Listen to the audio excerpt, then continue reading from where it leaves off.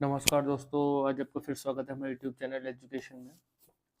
बात कर लेते हैं आज अनुच्छेदों के बारे में, यानी कि आर्टिकलों के बारे में। तो आज आर्टिकल 1 से लेकर और 27 तक बात करेंगे, यानी कि अनुच्छेद 1 से अनुच्छेद 27 तक बात करेंगे। तो देखते हैं पहला अनुच्छेद क्या है, चर्चा कर लेते हैं। तो अनुच्छेद 1 में है संघ और नाम और राज्य क्षेत्र। संघ का नाम और राज्य क्षेत्र चर्चा कर लेते हैं। देखिए, संविधान के भाग 1 के अंतर्गत मैं आपको बताऊं, यानी कि अनुच्छेद 1 से 4 तक संघ 1 से 4 तक में संघ और इसके क्षेत्रों की चर्चा की गई है 1 से 4 में। और अनुच्छेद 1 में मैं आपको बताऊं तो अनुच्छेद 1 में कहा गया है कि इंडिया यानी भारत बजाय राज्यों के समूहों के राज्यों का संघ होगा। यह व्यवस्था दो बातों को स्पष्ट करती है, एक देश का नाम और दूसरा राज्य पद्धति के बारे में, यानी कि राज्य पद्धति के प्रकारों के बारे में। अनुच्छेद 1 के अनुसार भारतीय क्षेत्र को 3 श्रेणियों में बांटा गया है। मैं आपको बताऊं, राज्य क्षेत्र, संघ क्षेत्र और ऐसे क्षेत्र जिन्हें किसी भी समय भारत सरकार द्वारा अधिकृत किया जा सकता है। यानी कि फिर मैं पुनः दोहरा दूं, अनुच्छेद 1 के अनुसार भारतीय क्षेत्रों को 3 श्रेणियों में बांटा गया है, राज्य क्षेत्र, संघ क्षेत्र और ऐसे क्षेत्र जिन्हें भारत सरकार कभी भी अधिकृत कर सकती है, यानी कि भारत सरकार द्वारा अधिकृत किया जा सकता है।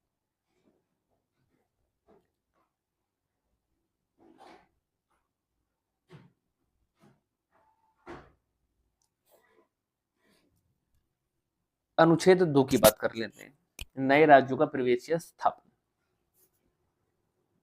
देखिए, अनुच्छेद 2 में मैं आपको बताऊं, संसद को यह शक्ति दी गई है कि संसद विधि द्वारा ऐसे निबंधनों और शर्तों पर जो ये ठीक समझे, संसद जो ये ठीक समझे कि संघ में नए राज्यों का प्रवेश या उनकी स्थापना,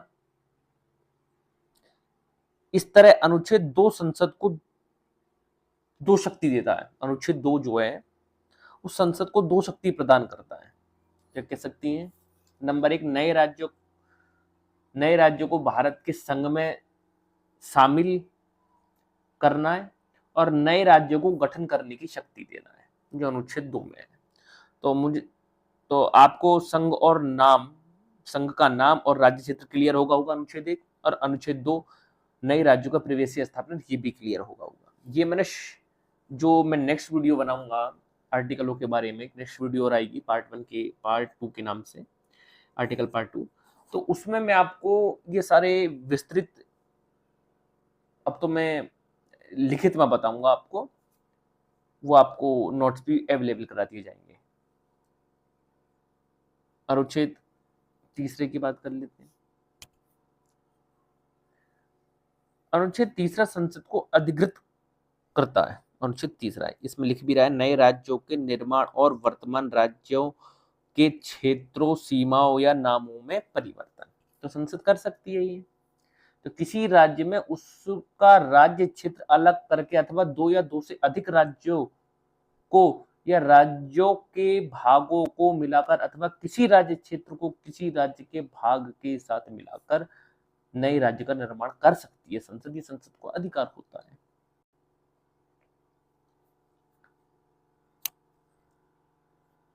नंबर 1 मैं आपको बताऊं, सो पॉइंट भी है, किसी राज्य के क्षेत्रों को बढ़ा सकेगी, किसी राज्य का क्षेत्र घटा सकेगी और किसी राज्य की सीमाओं में परिवर्तन कर सकती है। तो आप नोट कर लें, अनुच्छेद 1, 2 और 2A और 3। एक में संघ के क्षेत्र का नाम,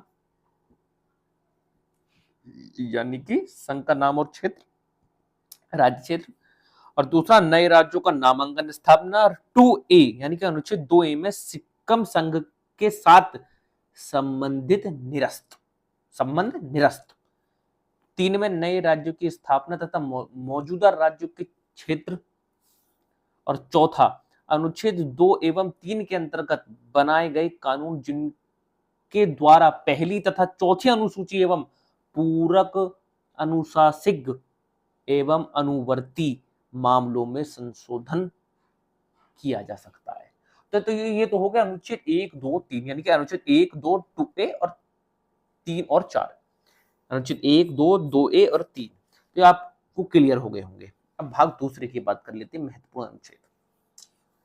अब आप कहोगे ना हाँ जी अनुच्छेद 5 से दे रखा है, तो अनुच्छेद 4 के बारे में मैं बता देता हूँ, आप नोट कर लें। देखिए भारतीय संविधान के अनुसार अनुच्छेद 4 में क्या प्रावधान है? भारत के राज्यों का गठन, सीमाओं और नामों को बदलने की प्रक्रिया से संबंधित है अनुच्छेद 4। अनुच्छेद 2 और 3 के तहत नए राज्यों को बनाने या मौजूदा राज्यों की सीमाओं और नामों को बदलने के लिए बनाए गए कानूनों को संवैधानिक संशोधन नहीं माना जा सकता है। इसलिए ऐसे कानून को बनाने के अनुच्छेद 368 के तहत विशेष प्रक्रिया का पालन करने की आवश्यकता नहीं है, बल्कि संसद साधारण बहुमत से निर्णय ले सकती है। तो मैं आपको स्पष्ट कर दूं, संविधान संशोधन की आवश्यकता नहीं है। अनुच्छेद 4 स्पष्ट करता है इस बात को कि अनुच्छेद 4 कहता है कि अनुच्छेद 2 और 3 के तहत पारित कानून जिनमें राज्यों को मिलाना या उनका पुनर्गठन करना शामिल है को अनुच्छेद 368 के तहत संवैधानिक संशोधन नहीं माना जा सकता है। अनुच्छेद 4 इन कानूनों के साथ साथ पहली और चौथी अनुसूची में आवश्यक आकस्मिक और परिणामी बदलावों को शामिल करने का अधिकार भी अनुच्छेद 4 देता है। आई होप आप समझ गए होंगे अनुच्छेद 4 क्या होता है। अब अनुच्छेद 5 की बात कर लेते हैं। संविधान के प्रारंभ पर नागरिकता से है, ठीक है। तो संविधान तो आर्टिकल 5 का मतलब जो है वो भारतीय संविधान के अनुच्छेद 5 से है। आर्टिकल 5 का जो संविधान लागू होने पर नागरिकता के बारे में बताता है, यानी कि यह कहता है अनुच्छेद 5 कि भारत में जन्मा या उस जन्मा व्यक्ति या उसके माता पिता भारत में जन्मे थे या जो संविधान लागू होने से ठीक पहले कम से कम 5 साल तक भारत में रहा हो, वह भारत का नागरिक हो। ये सुनिश्चित करने के लिए लोग संविधान लागू होने पर बिना किसी भ्रम के नागरिक बन सके। ये अनुच्छेद 5 है। नागरिकता के अधिकार है अनुच्छेद 5 में, नागरिकता के लिए योग्यताएं हैं। अनुच्छेद 6 देख लीजिए आप, पाकिस्तान से भारत को प्रव्रजन।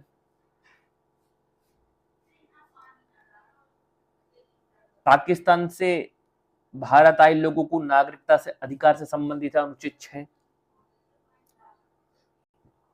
अनुच्छेद 7 भी पाकिस्तान को प्रव्रजन करने वाले व्यक्तियों के नागरिकता के अधिकार इससे संबंधित है। अनुच्छेद 8 भी भारत के बाहर रहने वाले भारतीय मूल के कुछ व्यक्तियों के नागरिकता के अधिकार से संबंधित है अनुच्छेद 8। अनुच्छेद 9 विदेशी राज्य की नागरिकता स्वेच्छा से अर्जित करने वाले व्यक्ति का नागरिक ना होना, ये उससे संबंधित है। यानी कि आप ये लगा लीजिए 5, 6, 7, 8, 9 और 10 और 11 ये नागरिकता से संबंधित हैं आर्टिकल। हिंदी में मैं बात करूं तो अनुच्छेद। और आप देख रहे हैं 10 में भी लिख रखा नागरिकताओं के अधिकारों को बहाल करना, 11 में लिख रखा संसद नागरिकता के अधिकार का विधि द्वारा विनियमन किया जाना। भाग तीसरे में देख लीजिए आप, अनुच्छेद 12 ये कह रहा है कि अनुच्छेदों को प्रथम बार संविधान में राज्य शब्द का उपयोग हुआ था, तो अनुच्छेद 12 में हुआ था पहली बार।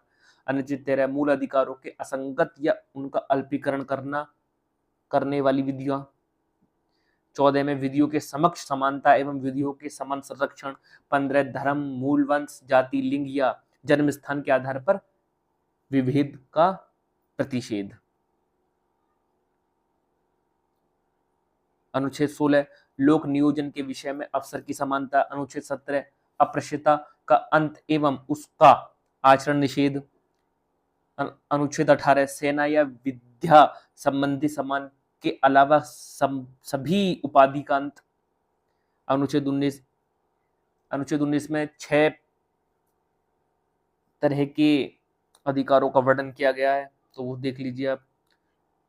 अभिव्यक्ति की स्वतंत्रता है, शांतिपूर्वक बिना किसी भी अशस्त्र सम्मेलन का अधिकार है, संगम या संघ बनाने का अधिकार है, भारत के राज्य क्षेत्र में कहीं भी अबाध संचरण का अधिकार है, भारत के राज्य क्षेत्र में किसी भाग में निर्वध घूमने या बस जाने का भी, निवास कर जाने का भी अधिकार है, कोई भी वृत्ति व्यापार अपनाने या कारोबार करने का अधिकार, ये सब अनुच्छेद 19 में प्रावधान है।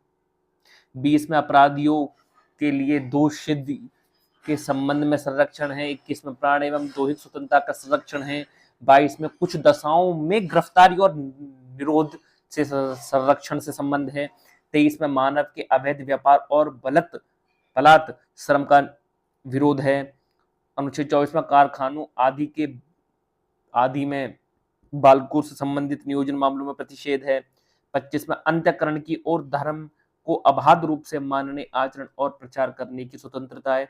26 में धार्मिक कार्य को प्रबंध करने की स्वतंत्रता है। और 27 में धर्म विशेष के अभिवृद्धि के लिए करों के संप्रदाय के बारे में स्वतंत्रता है। तो आज हमने बात की अनुच्छेद 1 से अनुच्छेद 27 तक। विस्तृत जानकारी हम करेंगे नेक्स्ट वीडियो में, तो तब तक आप इस वीडियो को देखें, और नेक्स्ट वीडियो जो आएगी उसमें हम चर्चा करेंगे, संपूर्ण चर्चा अनुच्छेदों की करेंगे। 27 से जो आगे के अनुच्छेद रहेंगे उनके बारे में चर्चा करेंगे, और 27 तक थोड़ी विस्तृत चर्चा और करेंगे, जिससे आपको अनुच्छेद याद करने में बहुत आसानी। धन्यवाद।